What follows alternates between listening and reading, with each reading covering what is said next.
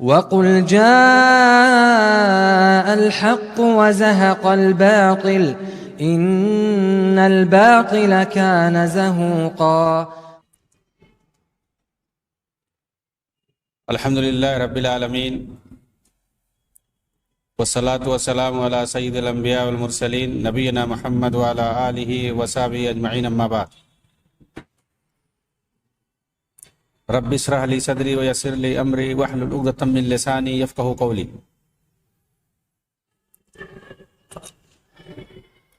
محترم ناظرین کرام،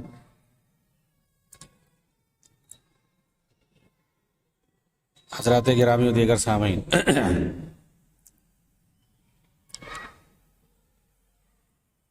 منکرین حدیث کے تعلق سے میری گفتگو چل رہی تھی کہ کس طرح سے مصر کے اندر شیخ محمد عبدہ وغیرہ نے اس کی بنیاد ڈالی اور پھر اسی منہج پر چلتے ہوئے سر سید خان نے ہندوستان کے اندر بر صغیر کے اندر اس کی بنیاد ڈالی۔ اور پھر میں نے بتلایا کہ کس طرح سے بر صغیر کے اندر دو سلسلے چل پڑے انکار حدیث کے نام پر۔ ایک سلسلے نے تو کلی طور پر انکار کر دیا، جس کے بانی بر صغیر میں کہہ لیجئے عبداللہ چکڑالوی ہیں۔ یہ پہلے شخص ہیں جنہوں نے کھل کر حدیث کا انکار کیا، فرقہ اہل قرآن کی بنیاد رکھ دی۔ غلام احمد پرویز نے انکار حدیث کو ایک منظم نظریے اور مکتبہ فکر کی صورت میں پیش کر دیا، بعد میں جسے پرویزی فرقہ سے بھی یاد کیا گیا۔ چنانچہ عبدالقیوم ندوی لکھتے ہیں، حجت حدیث کا کھلا انکار عبداللہ چکڑالوی نے ہی کیا، اس سے پہلے صراحتاً انکار ملحدین اور زنادقہ سے بھی نہ ہو سکا تھا جس طرح سے انہوں نے کیا۔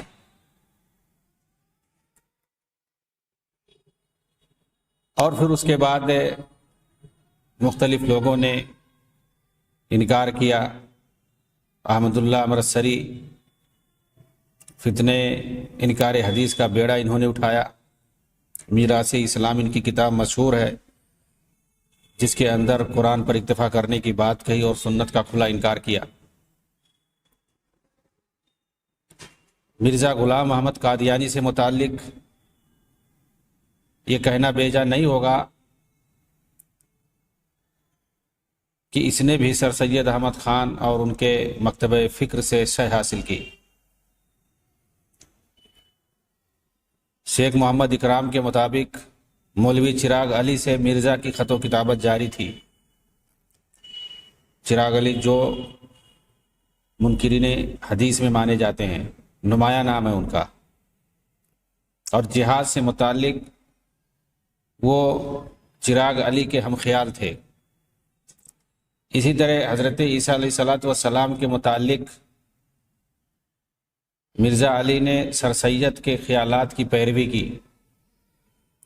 نئی نبوت کی گنجائش بھی اہل تجدد نے فراہم کی۔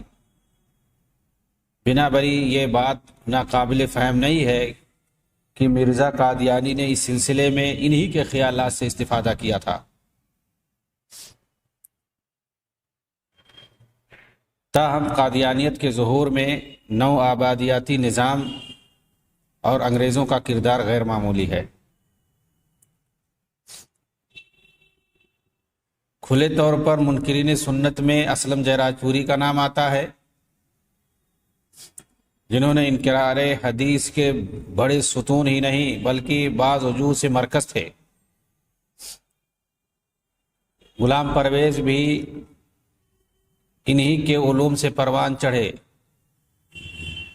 انہوں نے ایک مورخ کی حیثیت سے زیادہ شہرت پائی۔ تاریخ الامہ کئی حصوں میں تحریر کی انہوں نے۔ حدیث کے اصولاً خلاف تھے، مگر یہ اسوہ رسول کو اصولاً حجت مانتے تھے۔ انہوں نے بھی حدیث کے خلاف بہت کام کیا ہے۔ اسوہ رسول کے بارے میں ایسی ایسی قیود لگائیں کہ انجام انکار حدیث ہی کے قریب ٹھہرا. جس طرح سے جاوید غامدی کے یہاں عمل حدیث کے لیے ایسے ایسے شرائط ہیں کہ شاید کہ کوئی حدیث محفوظ رہ سکے جس کا انکار نہ ہو. نیاز فتح پوری یہ بھی منکرین حدیث میں نمایاں شخصیت تھے. انکار حدیث میں یہاں تک ہی آگے نکلے گئے کہ مسلمانوں کی تمام خرابیوں کا ذمہ دار حدیث کو ٹھہرا دیا. یہ لکھتے ہیں اگر مولویوں کی جماعت واقعی مسلمان ہے تو میں یقیناً کافر ہوں، اور اگر میں مسلمان ہوں تو یہ سب نامسلمان ہیں، کیونکہ ان کے نزدیک اسلام نام ہے صرف قرآنہ تقلید کا، اور تقلید بھی رسول و احکام رسول کی نہیں بلکہ بخاری، مسلم، مالک وغیرہ کی. اور میں سمجھتا ہوں کہ حقیقی کیفیت یقین کی اس وقت تک پیدا نہیں ہو سکتی جب تک کہ ہر شخص اپنی سمجھ سے کسی نتیجے پر نہ پہنچے. قصہ مختصر یہ کہ اولین بیزاری اسلامی لٹریچر کی طرف سے مجمع احادیث نے پیدا کی. من یزدہ ان کی کتاب ہے، جلد نمبر 1 صفحہ 547 میں لکھا انہوں نے. حدیث میں شک کے کانٹے نکالنے والا قرآن مجید کے ساتھ کب تک وفادار رہا؟ اسے ان کے الفاظ میں ملاحظہ کیجئے.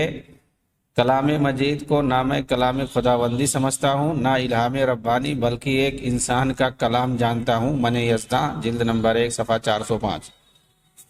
یہ فتح نیاز پوری، جو اس لیے کہا جاتا ہے کہ جو حدیث کا انکار کرتا ہے کسی بھی صورت میں وہ قرآن کا بھی منکر ہوتا ہے، وہ اظہار کرے یا نہ کرے. انہوں نے تو اظہار کر دیا. اور یہ سید مودودی یہ نیاز فتح پوری کے لنگوٹیا یار تھے، دوست تھے.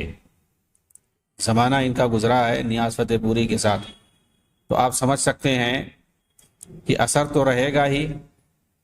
اسی لیے دوسرے سلسلے میں سید مودودی کا نام آتا ہے. امین حسن اصلاحی، حمید الدین فراہی، سید مودودی یہ دوسرے سلسلے کے ہیں جنہوں نے کھل کر تو انکار نہیں کیا، البتہ شکوک کو شبہات ڈالے اور بعض حدیثوں کو عقلی معیار پر پورا نہ اترنے کی وجہ سے ان کا انکار کر دیا. ایسا نہیں ہو سکتا ہے، صحابہ نے کچھ سمجھا ہوگا، اللہ کے رسول نے کچھ کہنا چاہا ہوگا، یا اس طرح سے یا اس طرح سے. یہ عقل میں آنے والی بات نہیں ہے کہ ایک ہی رات میں کوئی 99 بیویوں کے پاس جا سکے. ایسا کیسے ہو سکتا ہے؟ کوئی اپنی بیوی کو اپنی بہن کہہ دے. دنیا بھر کی باتیں. ایسا کیسے ہو سکتا ہے کہ کوئی جانور بندر یعنی بندریا کو رجم کرے؟ ایسا کیسے ہو سکتا ہے کہ دجال کہیں پر زندہ ہو اور اس کا کھوج نہ لگایا جائے؟ آخر کون سی ایسی جگہ ہے جہاں پر یاجوج ماجوج ہیں وہ کوئی جانتا نہیں ہے، اب بھی وہ موجود ہیں. تو اس طرح کی چیزیں ایسا اعتراض کرنا اب ان کی عقل میں، مودودی کی عقل میں یا اس طرح کے عقل پرستوں کی عقل میں اگر کوئی بات نہ آئے تو اس کا کیا مطلب؟ اس حدیث کا انکار کر دیا جائے. تو ان لوگوں نے یہی طریقہ استعمال کیا ہے، اپنی جو ہے عقل کے گھوڑے دوڑائے اور دنیا بھر کے حدیثوں پر سوالات کھڑا کیے اور اس کے اندر شکوک و شبہات ڈالنے کا ان لوگوں نے کام کیا ہے. نیاز فتح پوری جیسے لوگوں کے ساتھ جو وقت گزارے گا، ان کا یار بن کر کے رہے گا، تو اس کی حالت کیا ہو سکتی ہے. ڈاکٹر غلام جیلانی برق یہ بھی بزامی خیش علوم عربی پر عمیق نگاہ رکھنے والے اور بڑے محقق تھے. یہ مطلب اپنے آپ کو بہت بڑا ادیب اور عربی جاننے والا اور محقق سمجھتے تھے. ان کی کتابوں میں 2 قرآن اور 2 اسلام، 2 قرآن 2 اسلام، جہان نو اور حرف مجرمانہ بسلسلے انکار حدیث مشہور ہیں. یعنی ان کتابوں میں انہوں نے حدیثوں کا انکار کیا ہے، لیکن کہا جاتا ہے کہ بعد میں انہوں نے توبہ کر لیا تھا اور بطور کفارہ انہوں نے ایک کتاب تاریخ حدیث کے نام سے لکھی تھی جس میں محدثین کی خدمات کا تعارف کرایا ہے. واللہ اعلم. تمنا عماد فلواری منکرین حدیث کے حلقے میں یہ نسبتاً صاحب علم سمجھے جاتے ہیں. انہوں نے کتابت حدیث کے متعلق مستشرقین کے تمام اعتراضات کو بھرپور انداز میں پیش کیا ہے ایک جگہ یہ جناب لکھتے ہیں یہ سب من گھڑت افسانے ہیں، دراصل کسی صحابی نے حدیثوں کا کوئی مجموعہ مرتب ہی نہیں کیا ہے، اگر 2-4 حدیثیں بھی کوئی صحابی کسی ورق پر لکھ لیتے تو وہ ورق تبرک کے طور پر ضرور محفوظ رکھا جاتا۔ اعجاز القرآن۔ تو ان کے نزدیک جو ہے حدیث کی جو کتابیں ہیں وہ سب من گھڑت افسانے ہیں، ان کی کوئی حیثیت اور وقعت نہیں ہے، یہ تمنا عماد فلواری کے نزدیک۔ تو اس طرح سے منکرین حدیث میں کھلا ان کا نام آتا ہے۔ تو یہ وہ سلسلہ تھا سر سید سے جو نکلا ہوا تھا، اور اس سلسلے سے جتنے لوگ جڑے ہیں وہ کھلا حدیثوں کے منکر ہیں، ان کو منکرین سنت یا منکرین حدیث کے نام سے جانا جاتا ہے، کھلا یا انکار کرتے ہیں۔ اور اسی وجہ سے یہ لوگ قرآن کے بھی منکر ٹھہرتے ہیں۔ ظاہر سی بات ہے جو حدیث کا انکار کرے گا وہ قرآن کا بھی منکر لازمی طور پر ٹھہرے گا۔ وما اتاکم الرسول فخذوہ وما نہاکم عنہ فانتہوا، اللہ کے رسول صلی اللہ علیہ وسلم جو بھی باتیں بتائیں ان کو اللہ تعالیٰ نے لینے کے لیے کہا ہے، مطلب ان پر عمل کرنے کے لیے۔ تو ظاہر سی بات ہے اللہ کے رسول کی بتائی ہوئی تمام باتوں کو اللہ کے رسول صحابہ کرام کو بتاتے تھے، اور پھر صحابہ کرام کی ذمہ داری ہوتی تھی کہ وہ ان باتوں کو اپنے بعد والوں کو پہنچا دے۔ حجۃ الوداع کے موقع پر اللہ کے رسول نے صاف صاف اپنے خطبے میں فرمایا تھا، جس وقت کی لاکھوں لوگ وہاں پہ موجود تھے، بلغوا انی، مطلب فلیبلغ الشاہد الغائبہ، میری باتوں کو جو یہاں موجود ہیں وہ دوسروں کو پہنچا دیں گے۔ اور بہت بڑا خطبہ آپ نے دیا تھا، بہت ساری چیزوں کو آپ نے بتایا تھا۔ تو ظاہر سی بات ہے اللہ کے رسول کی طرف سے یہ فرمان تھا، یہ حکم تھا کہ میری باتوں کو دوسروں تک پہنچا دینا ہے۔ تو صحابہ کرام کی یہ ذمہ داری تھی کہ اللہ کے رسول صلی اللہ علیہ وسلم نے سے انہوں نے قرآن کی شکل میں، حدیث کی شکل میں جو بھی اللہ کے رسول کے زبانی انہوں نے سنا، ان کی ذمہ داری تھی، انہوں نے بالکل ٹھیک ویسے ہی دوسروں تک پہنچا دیا ہے۔ اس میں صرف قرآن ہی نہیں ہے، حدیثیں بھی ہیں، اللہ کے رسول صلی اللہ علیہ وسلم کی پوری سیرت ہے، پوری تاریخ ہے، آپ نے کیا کیا ہے، کیا کہا ہے، آپ کے اقوال و افعال اور اعمال، ساری چیزوں کو انہوں نے جس طرح سے دیکھا، جس طرح سے سنا، وہ دوسروں تک پہنچا دیا ہے۔ اسی کا نام قرآن ہے اور اسی کا نام حدیث ہے۔ لیکن ان لوگوں نے مطلب حدیث کو انکار کرنے کے لیے مختلف قسم کی باتیں اور مختلف قسم کی تعویلیں کی ہیں۔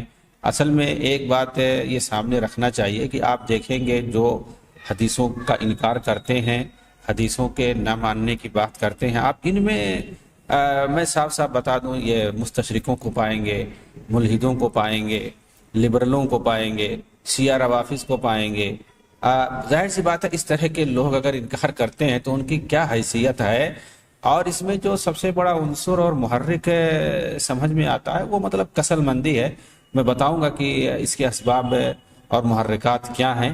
5واں جو دور ہے منکر حدیث کا، انکار حدیث کا، اس کو میں پہلے دیکھ لیتا ہوں۔ چنانچہ جو 5واں دور ہے یہ عصر حاضر کے سرفر رفض و تشیع اور خارجیت کے کھلے بندے ہیں۔ رفض و تشیع اور خارجیت سے جو دلدادہ ہیں خارجیت کے، یہ لوگ حدیثوں کا انکار کرتے ہیں مختلف طریقے سے، تعویلیں کر کے۔ ان میں آپ دیکھ سکتے ہیں جاوید غامدی کو پائیں گے، مختلف قسم کی تعویلیں کرتے ہیں۔ راشد شاز کو پائیں گے جو ہندوستان کے مرزا علی ہے، اور ان کے الہاد پسند و لبرل پیروکار ہیں۔ ایک سے نوجوان زیادہ تر ان کی جال میں پھنس جاتے ہیں۔ ابھی دیکھیے راشد شاز نے سوشل میڈیا پہ کیا ہنگامہ پھیلا رکھا ہے کہ محدثین کو تنقید کا نشانہ بنایا ہے اس انداز میں، یعنی گویا حدیثوں کو انکار کرنے کا بیڑا اٹھا رکھا ہے اس نے بھی، کہ محدثین اگر تابعین پر اور راویوں پر، بڑے بڑے راویوں پر اگر وہ تنقید کر سکتے ہیں اور کسی حدیث کو ضعیف کر سکتے ہیں، کسی کو صحیح کر سکتے ہیں، تو کیا ہم لوگ یا بعد میں آنے والے ان محدثین کا کوئی سبق نہیں لے سکتا ہے؟ ان کا کوئی محاسبہ نہیں کر سکتا ہے؟ ان کا بھی ہم محاسبہ کرنے کا حق رکھتے ہیں۔ ہاں تو ٹھیک ہے بھائی، بخاری کا محاسبہ کرو اور بتا دو کہ انہوں نے جو حدیثیں لکھی ہیں وہ قابل اعتماد نہیں ہیں، اس لیے کہ جو ہے تمہارے جو آقا ہیں اور پیر و مرشد ہیں وہ لوگ تو ایسا کہہ چکے ہیں۔ سید مودودی بھی اس طرح کی بات کہہ دیے ہیں اس سے پہلے کہ قرآن صحیح بخاری کے اندر، صحیح مسلم کے اندر جو حدیثیں موجود ہیں اس کا مطلب یہ نہیں ہے کہ ان کتابوں کے اندر کوئی حدیث آ جائے تو ہم اس کو صحیح مان لیں گے آنکھ بند کر کے، بلکہ اس کو دیکھا جائے گا، پرکھا جائے گا۔ ہاں وہ لوگ بھی تو سنے ہیں، سن کر کے دوسروں سے حدیثوں کو نقل کیے ہیں، اور پھر اس کے بعد اپنی مثال دی ہے کہ دیکھو موجودہ دور میں اگر کوئی ایک آدمی کوئی بات کہتا ہے، اگر وہ 10 آدمی تک وہ بات جاتی ہے تو بالکل بدل جاتی ہے وہ چیز۔ تو ایسے ہی گویا امام بخاری کے پاس یا ابو داؤد کے پاس اس طرح کے لوگوں جو محدثین ہیں ان کے پاس بھی کئی واسطے سے حدیث پہنچی ہے، تو کیا مطلب وہ حدیث بدل گئی ان کی؟ نہیں، مطلب شک ڈالنے کی کوشش کرتے ہیں کہ اپنے اوپر قیاس کر لو۔ وہ ہم لوگوں کی یعنی اپنی باتوں کو وہ نبی کی بات پر محمول کر رہے ہیں اور مثال دے رہے ہیں، یعنی اپنی بات پر محمول کر رہے ہیں، اپنی بات کی مثال دے رہے ہیں، وہ اپنی بات پر اس کو فٹ کر رہے ہیں۔ ظاہر سی بات ہے جو اللہ کا کلام ہوگا، رسول کا کلام ہوگا، اس کی دوسری حیثیت ہے، وہ ایک شریعت کی حیثیت رکھتی ہے، اور ہمہ سما کی بات ہے کہ کیا حیثیت ہے بھائی، اس کو نقل کرنے میں ہو سکتا ہے آدمی کی ان کو پتہ نہیں کہ محدثین نے کس طرح سے فن رجال، علم رجال اور اس طرح سے اصول حدیث، جرح و تعدیل وغیرہ کا کیسا نظام قائم کیا ہے، اور کس طرح سے وہ لوگ جرح و نقد کرتے ہیں، اور پھر اس کے بعد ان کا جو اپنا معیار ہے محدثین کا، اس معیار پر حدیثوں کو پرکھتے ہیں مضبوطی کے ساتھ۔ چنانچہ اگر محدثین کے معیار پر انہوں نے جو اصول بنائے ہیں حدیثوں کو جانچنے کے لیے، اگر ان معیار کو، ان اصولوں کو اگر تاریخی روایتوں پر فٹ کیا جائے تو بہت مشکل سے کوئی روایت اس معیار کی آتی ہے۔ تو کہنے کا مطلب یہ ہے کہ محدثین نے نبی صلی اللہ علیہ وسلم کی حدیثوں کے لیے ایک معیار بنایا ہے، ان معیار پر جو حدیثیں پورا اترتی ہیں انہی کو لیا جاتا ہے۔ بعد میں ہمارے اور آپ کے شک ڈالنے سے، شبہہ ڈالنے سے، حدیثوں کو مشکوک کرنے سے کوئی حدیث مشکوک نہیں ہو جائے گی، اور اس قسم کے لوگوں کا جواب دینے والے موجود ہیں۔ اللہ تعالیٰ نے خود یہ بات وعدہ کیا، جیسا کہ اللہ کے رسول صلی اللہ علیہ وسلم نے فرمایا ہے کہ بہت سے لوگ ایسے پیدا ہوتے رہیں گے جو باطل پرستوں کے باطل کا دفاع کرتے رہیں گے، ان کو ختم کرتے رہیں گے، اور جو سنتوں کا دفاع کریں گے، تو سنتوں کا دفاع کرنے والے، باطل پرستوں کے باطل کو روکنے والے، اس کو مٹانے والے، یہ پیدا ہوتے رہیں گے۔ اور ظاہر سی بات ہے اللہ کے رسول نے یہ بھی فرمایا ہے کہ ایک جماعت ہمیشہ قائم رہے گی، باقی رہے گی، جو حق پر ہوگی اللہ ان کی مدد کرے گا، وہ سنت کا دفاع کرتے رہیں گے انشاءاللہ۔ تو یہ آج کل بھی سرفرے جو قسم کے لوگ ہیں، یہ مکمل طور سے انکار، کھلم کھلا انکار تو نہیں کرتے ہیں، لیکن یہ لوگ شبہ ہی ڈالتے ہیں کہ ایسا ہو جائے تو ویسا ہو جائے تو۔ مکمل طور پر حدیثوں کا انکار کرنے والے جیسے لبرل ہیں، مغرب نواز ہیں، اور خود کو جو اہل قرآن کہتے ہیں، جماعت المسلمین وغیرہ اس طرح کے نام سے، تو یہ لوگ مطلب کھلا انکار کرتے ہیں۔ ان حدیث کا انکار جو بظاہر قرآن سے ٹکراتی ہیں، یہ کہتے ہیں کہ یہ حدیث قرآن سے ٹکرا رہی ہے، یہ حدیث قرآن سے ٹکرا رہی ہے۔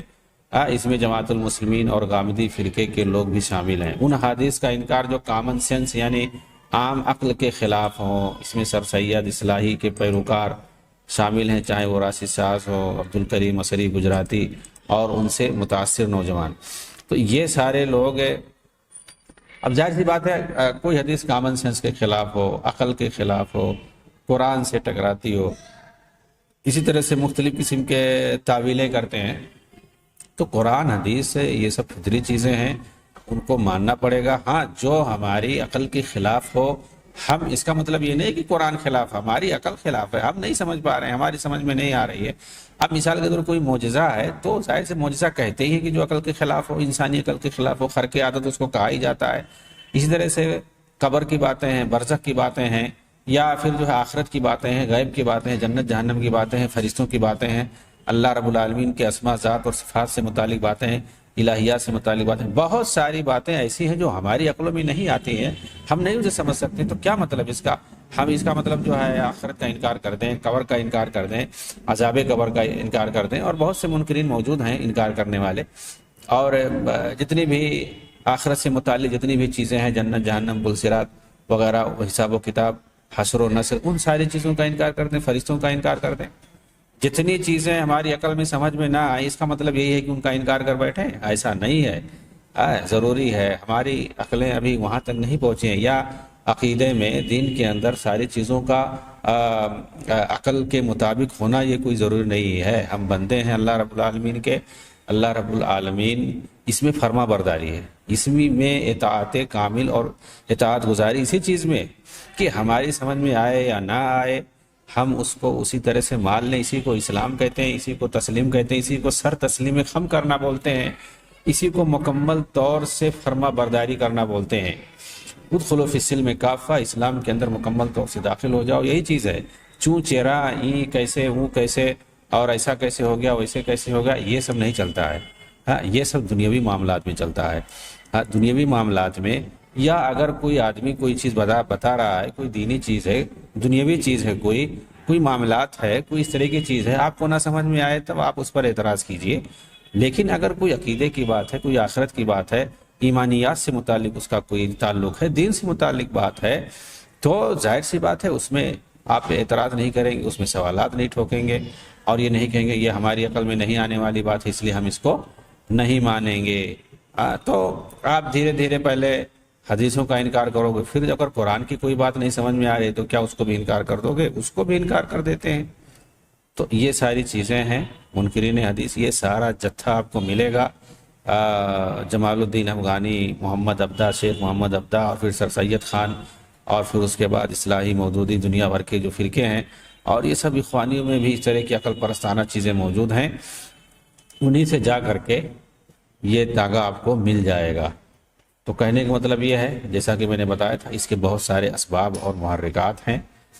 کون سے اسباب اور محرکات ہیں جن کی وجہ سے یہ لوگ حدیثوں کا انکار کرتے ہیں، چاہے کھلم کھلا انکار کرتے ہیں یا اس کے لیے مختلف بہانے کرتے ہیں، عقل کا سہارا لیتے ہیں، درایت کا سہارا لیتے ہیں، تعویل کا سہارا لیتے ہیں، اور دوسری بہت ساری چیزوں کا سہارا لیتے ہیں. تو آخر مین اسباب اور بنیادی اسباب اس کے کیا ہیں؟ کیا وہ محرکات ہیں جن کی بنیاد پر یہ لوگ حدیثوں کا انکار کرتے ہیں، سنت کا انکار کرتے ہیں؟ تو سب سے پہلی چیز جو ہے وہ اتباع وحی کا جھانسا ہے. اصل میں کیا ہے، یہ جو منکرین حدیث ہیں عوام کو یہ جھانسا دیتے ہیں کہ واجب الاتباع محض وحی الہی ہے، یعنی وحی الہی کو کہا گیا ہے کہ صرف اسی کی اتباع کرو. اور ظاہر سی بات ہے قرآن کے اندر وحی کی اتباع کا حکم دیا گیا ہے. تو اور پھر اس کے بعد یہ لوگ یہ سمجھانے کی کوشش کرتے ہیں عوام کو کہ وحی جو ہے صرف قرآن کو کہتے ہیں، اور قرآن میں لکھا ہے کہ وحی کی اتباع کرو، اتبعوا ما انزل الیکم من ربکم ولا تتبعوا من دونہ اولیاء قلیلا ما تذکرون. کہ جو چیز تمہارے اوپر نازل کی گئی ہے، تمہارے لیے تمہاری طرف جو چیز نازل کی گئی صرف اسی کی اتباع کرو، اس کے علاوہ اور کسی دوسرے کی اتباع نہ کرو، تم تھوڑا ہی نصیحت حاصل کر رہے ہو. تو ظاہر سی بات ہے یہاں کہا گیا ہے وحی کی اتباع کرو، تو وہی ظاہر سی بات ہے قرآن ہے. اس کا مطلب واجب الاتباع جو ہے وہ کیا ہے؟ قرآن ہے. تو یہ اس طرح سے سمجھا کر کے اور وحی کو منحصر کر دیتے ہیں یہ قرآن کے اندر، اور حدیث کو نہیں اس میں ڈالتے ہیں. تو کہتے ہیں حدیث تو واجب ہے نہیں اتباع کرنا، تو کیسے ہم اس کو اتباع کریں، کیسے ہم اس کو مانیں؟ کہتے ہیں یہ لوگ کہ نبی صلی اللہ علیہ وسلم کی جو اطاعت ہے محض مرکز ملت ہونے کی وجہ سے آپ کی زندگی تک منحصر تھی، بعض لوگ اپنی من پسند حدیث کو تسلیم کر لیتے ہیں، لیکن جو حدیث قرآن کے خلاف ہے اس کو تسلیم نہیں کی جائے گی، اس طرح کی بات بولتے ہیں. اور پھر کچھ حدیثوں کو بظاہر دکھا دیتے ہیں کہ دیکھو یہ قرآن سے ٹکرا رہا ہے، جبکہ یہ نظریہ ہی باطل ہے. ثابت شدہ احادیث کو تسلیم کرنا پڑے گا، چاہے وہ ہماری عقل میں آئے یا نہ آئے. اسی طرح کوئی حدیث، صحیح حدیث قرآن کے خلاف ہو بھی نہیں سکتی ہے، یہ ہماری عقل کا قصور ہے. دونوں میں تطبیق دے کر دونوں کو تسلیم کرنا ہوگا. اگر بظاہر قرآنی دو آیات ایک دوسرے کے خلاف ہوں تو ہم ایک کو ضعیف کہہ کر رد نہیں کر دیتے، بلکہ دونوں کو تسلیم کر کے تطبیق دیتے ہیں. اسی طرح صحیح حدیث اور قرآن میں کوئی اختلاف نہیں ہے. اگر کوئی ایسی بات ظاہری طور پر محسوس ہو تو دونوں میں تطبیق دے کر کے دونوں کو تسلیم کرنا پڑے گا، تطبیق دیا جائے گا اس کے لیے. اور دوسری بات یہ کہ وحی کو صرف قرآن میں منحصر کرنا یہ لوگوں کو بیوقوف بنانا ہے، اور یہ بیوقوف وہی شخص بناتا ہے جو جانتا ہے جان بوجھ کر کے بیوقوف بناتا ہے، تو ایسے لوگ ڈبل جو ہے سزا کے مستحق ہوتے ہیں۔ قرآن کے اندر صاف صاف ہے وما ينطق عن الهوى ان هو الا وحی یوحی، کہ نبی جو بھی بات کرتے ہیں وہ وحی ہوتی ہے، وہ وحی کے علاوہ اور کچھ نہیں بولتے۔ ظاہر سی بات ہے نا، شرعی معاملات میں اللہ کے رسول جو بتاتے ہیں لوگوں کو، دین کے معاملے میں جو چیزیں بتاتے ہیں وہ سب وحی ہوتی ہے، تو ظاہر سی بات ہے وہ قرآن بھی ہے، قرآن کی شکل میں بھی اللہ کے رسول بتاتے ہیں، اور قرآن کے علاوہ بھی آپ نے بتایا، اسی کو ہم وہی حدیث کہتے ہیں، اسی کو ہم حدیث کہتے ہیں، قرآن کے علاوہ جو بتا۔ اسی لیے محدثین نے وحی کی دو قسمیں کہی ہیں، وحی جلی وحی خفی۔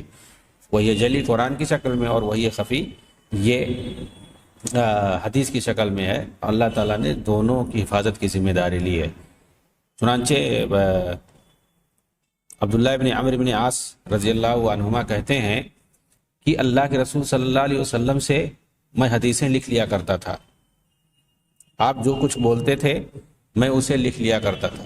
قریش کے لوگوں نے مجھ پر اعتراض کیا کہ آپ تو جو بھی اللہ کے رسول بولتے ہیں سب لکھ لیتے ہو، حالانکہ کبھی آپ غصے کی حالت میں رہتے ہیں اور کبھی آپ ناراضگی کی حالت میں رہتے ہیں، کبھی خوشی کی حالت میں رہتے ہیں، آپ ساری باتوں کو لکھ لیتے ہیں۔ تو انہوں نے کہا کہ میں نے اس کے بعد لکھنا چھوڑ دیا، لیکن میرے دل میں بات تھی، میں نے اللہ کے رسول صلی اللہ علیہ وسلم کے سامنے اس بات کا تذکرہ کیا کہ یہ میرے ساتھ ایسا ہوا ہے، تو آپ نے ان کو خطاب کرتے ہوئے کہا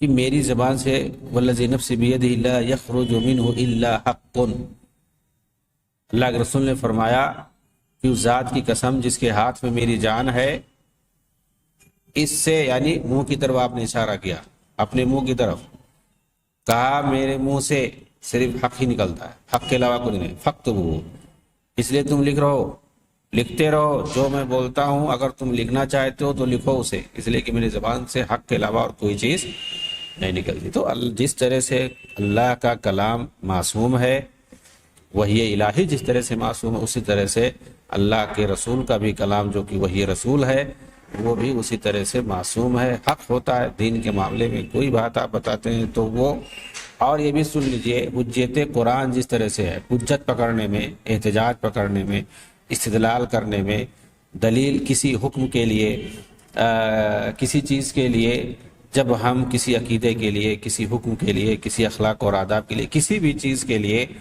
کسی چیز کو ثابت کرنے کے لیے جب ہم دلیل کے طور پر قرآنی آیت کو پیش کرتے ہیں، اسی طرح سے ہم حدیث کو بھی پیش کر سکتے ہیں۔ جو ایک حکم اگر بنتا ہے قرآن کی آیتوں کے ذریعے سے ثابت ہوتا ہے، سیم اسی طرح سے، بالکل اسی طرح سے حدیث کے ذریعے بھی ہر چیز ثابت ہوتی ہے، چاہے وہ احکام سے اس کا تعلق ہو، مسائل سے اس کا تعلق ہو، معاملات سے اس کا تعلق ہو، یا اسی طرح سے عقائد ایمانیات سے اس کا تعلق ہو، یا اس کا تعلق حدود اور قصاص سے ہو۔ حدود اور قصاص سے بھی اگر اس کا تعلق ہے تو جس طرح سے قرآن سے ثابت ہوتا ہے اسی طرح سے حدیث سے بھی ثابت ہو جائے گا۔ تو احتجاج کے اندر، حجیت کے اندر قرآن اور حدیث دونوں برابر ہیں۔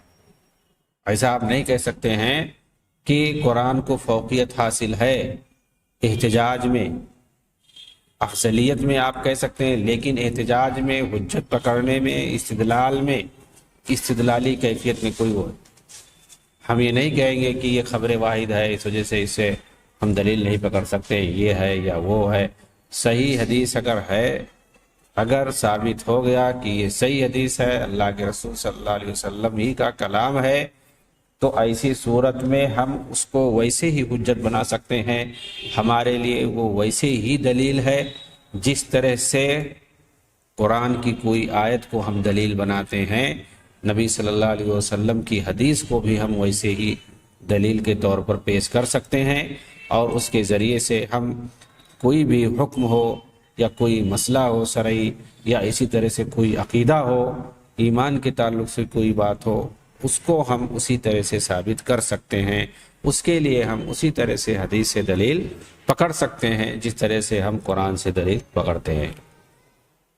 تو یہ اتباع وحی کا جو جھانسا ہے یہ بہت خطرناک ہے، بہت کم لوگ اس کو سمجھ پاتے ہیں۔ ہاں ظاہر سی بات ہے، مطلب یہ کہ حدیث کو تو اتباع کرنے کے لیے کہا نہیں گیا ہے۔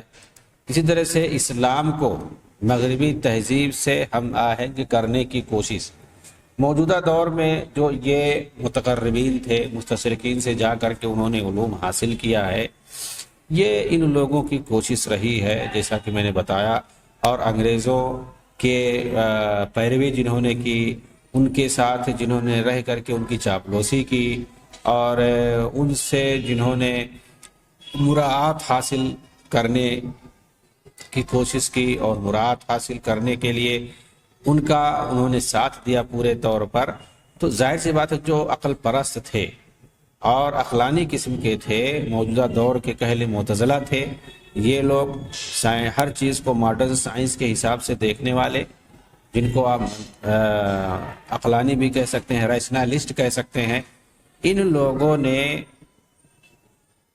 اسلام کو چاہا کہ ہم مغربی تہذیب سے ہم آہنگ کر دیں، اسی طرح سے پیش کریں، اسلام کو جس طرح سے یورپ چاہتا ہے، ماڈرن سائنس جس طرح سے چاہتی ہے، اسی طرح سے پیش کر دیں۔ چنانچہ تجدد اور مغربیت اختیار کرنے، عہد نو کے تقاضوں کی دہائی دے کر اسلام کو جدید مغربی نقطۂ نظر سے ہم آہنگ کرنے پر مائل کرنے کی جو کوششیں کی، اور ایک سوچے سمجھے منصوبے کے تحت قرآن کریم اور احادیث نبویہ میں جو شک اور شبہات پیدا کیے اور خیالات فاسدہ، افکار باطلہ کو تحقیق کی آڑ میں پیش کیا، اس سے دنیا اسلام کا ایک بڑا حصہ، خصوصاً جدید تعلیم یافتہ طبقہ، دینی، فکری، تہذیبی ارتداد میں مبتلا ہو گیا۔ انکار حدیث کا موجودہ فرقہ بنیادی طور پر مستشرقین ہی کی دین ہے، جن کو آپ متقربین یا مستغربین کہہ سکتے ہیں، جو مستشرقین کے پیروکار تھے، مسلمان تھے یہ لوگ، اور عالم اسلام کے اندر واپس آ کر کے انہوں نے وہی ساری گندگی پھیلائی جو مستشرقین چاہتے تھے، اور وہ اپنی کتابوں کے ذریعے سے یورپ کے اندر پھیلا چکے ہیں۔